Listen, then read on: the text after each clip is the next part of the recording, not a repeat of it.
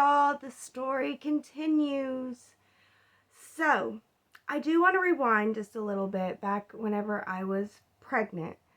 I enrolled in a place, they were called Life Choices, and they were a pro life group.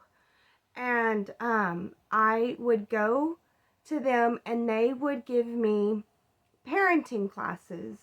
And for these parenting classes, I could buy diapers, I could buy outfits, I could buy all kinds of stuff, for the baby. So I was going there throughout my pregnancy in Spring City. And there was this one time while I was pregnant, and it was close out, I was close to the due date, and Zach had really upset me, but I had an appointment with Life Choices, and I wasn't going to miss that because it was the way that I was able to get everything that I needed for my baby. Or it was a way that I could, really afford more diapers than I could afford, really. So I went ahead and went to Life Choices, and they noticed that I wasn't my normal self, and the lady asked me what was going on, and I told her that, the baby's daddy is just, he just doesn't care. And she said, why don't you make an appointment where I can speak with you and him, and, ask him if he'll come and speak with me, and we can all speak, and we'll talk, and we'll see what can be done. And so I did. I went to Zach and I asked him, and he agreed, which I thought was kind of, I didn't expect that. I didn't expect him to agree, but he did. He agreed. And so I picked him up, and I was taking him to Life Choices, and on the way there, he was just so mean to me. I mean, he said the most awful things, and it really was breaking my spirit. And whenever we got there, we waited for the appointment. We were called back there into her office, and she sat there and she talked to us. And, I don't know what I was expecting. I expected it to be kind of like a counseling session because I've always gone to counselors. And it really was. And after she was done talking, she asked if we needed anything, took us back to the food pantry, and we were able to pick out some stuff and take it with us. And we left. It was the next time that I came to visit that she saw me, and she told me that she's seen guys that are like Zach before, and that I need to run. She said, run and don't look back. You don't need him in your life. She's like, please, run and don't look back. You do not need him in your life. And he doesn't care for you. He doesn't care for the baby. I was just kind of shocked because, I just didn't believe that stuff. And it was before she was born. And, me before she was born and me after she was born, they're just two totally different people. They are. My priorities changed. It was like a complete 180, or 360, however you want to look at it. But it was more like a 180 because I was looking at it this way. No, I'm looking at it this way, completely different. So when she was born, it was like I could hear her saying, run, run. He doesn't care about you. He doesn't care about the baby. Run. And I am grateful for the time that I was at Spring City and for being able to live with my mother during that time. To be taken care of so that I can take care of my baby was a blessing.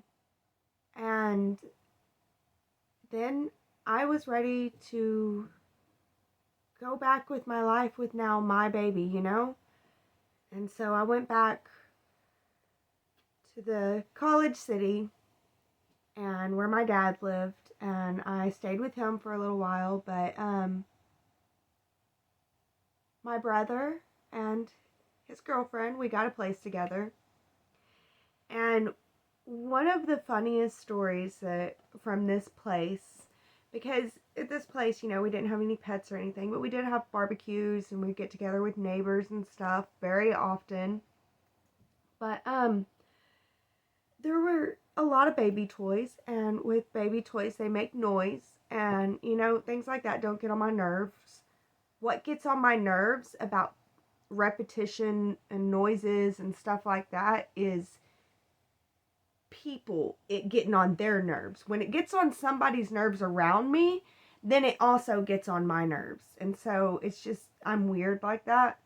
I guess that's empathic. I don't know. But anyway, I don't like to put labels on myself. You can label me if you want all day long, and I'll be that label for you, and I'm gonna still be me. But anyway, there was this toy, and it kept making these horrible noises, and it was driving my brother's girlfriend crazy, and it was getting to me because it was getting to her. And she takes this toy outside, and she hits it with a hammer, and just keeps hitting it, and it's still la la la la la la la la la la la la la la the whole time, and she's just hitting it with a hammer. Oh my gosh, I was laughing because it was hilarious. And yeah, she gets it into pieces, and it's still just la la la la la. And so she takes the pieces and she puts them in a tub, and then she like pours water all over it, and still you can hear. It was so crazy. And she was like, it's possessed, it's possessed. She took it outside and buried it. It was hilarious.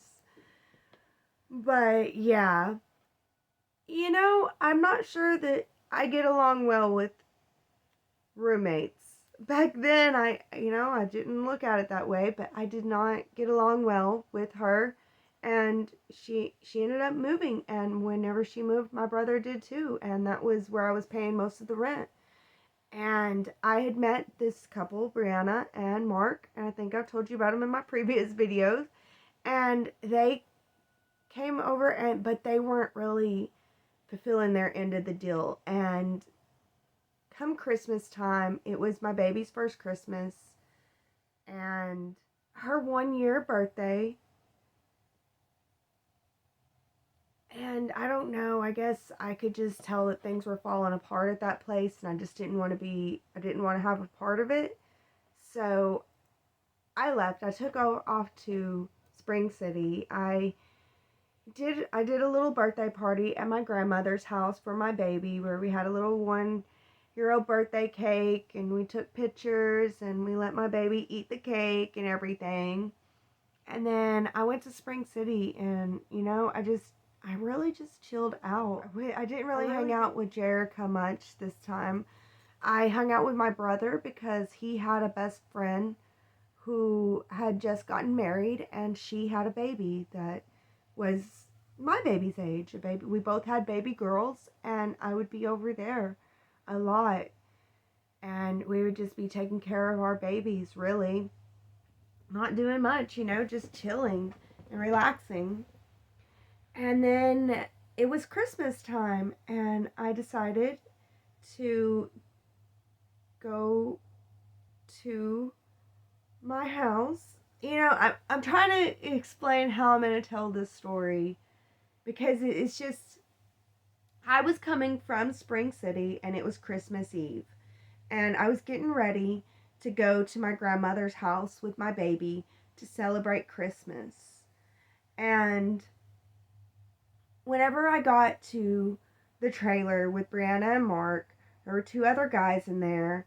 They were smoking crack, and I don't really like crack, and especially around my baby. And Brianna wasn't, but these 2 boys were. I don't know if Brianna was or not. I don't know, but Brianna wasn't always there, really.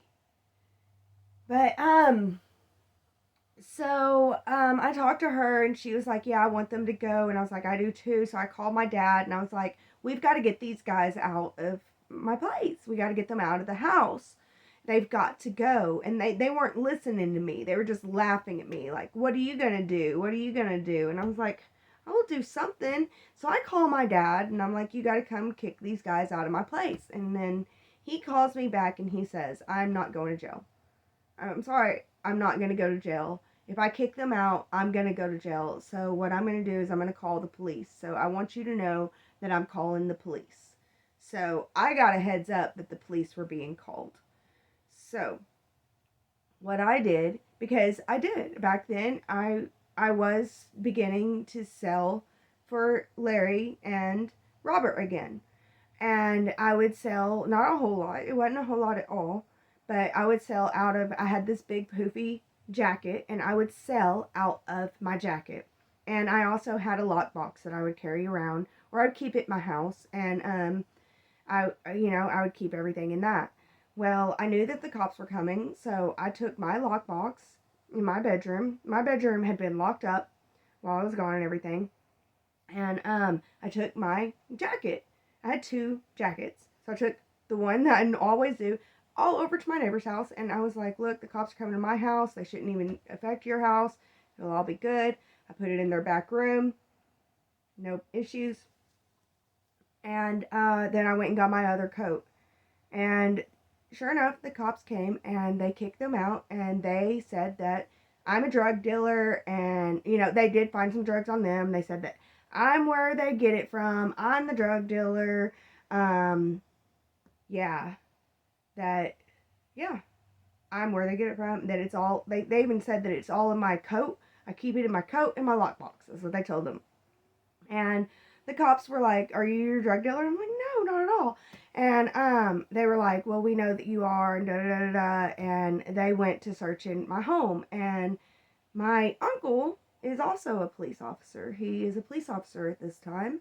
And he shows up and he's like, just tell him the truth. And I'm like, I am telling the truth. And like, I'm going to tell him the truth. Like, I'm stupid. I was telling the truth for what needed to be said. But anyway, they searched my whole home and they were like, this house is a mess. It's ugly. And I'm like, yeah, no crap. I needed to get them kicked out so that I could finally get it back together so I can have a nice place to stay for my baby. And my uncle was like, why don't you come live with me? And I was like, okay. But yeah, the police were just, they tore up the house. They searched it up and down, left and right. They knew that they were going to get me. They didn't find nothing. Nothing. Now, I did find instruments for harder drug use that I wouldn't do, especially not, well, I mean, I was breastfeeding my baby. I breastfed her for 10 months. She's a very healthy baby, okay? I was taking good care of her. And I did not do drugs. But after they left, I found like drug paraphernalia of meth and stuff, like spoons that have been burnt and stuff like that. I guess they can't get that kind of stuff. But I was like, oh my gosh. It was crazy. But they even searched my car and they were trying to say, like, I had some cigarettes in there because I smoke cigarettes. I will admit that. I smoke cigarettes left and right. I was always smoking a cigarette.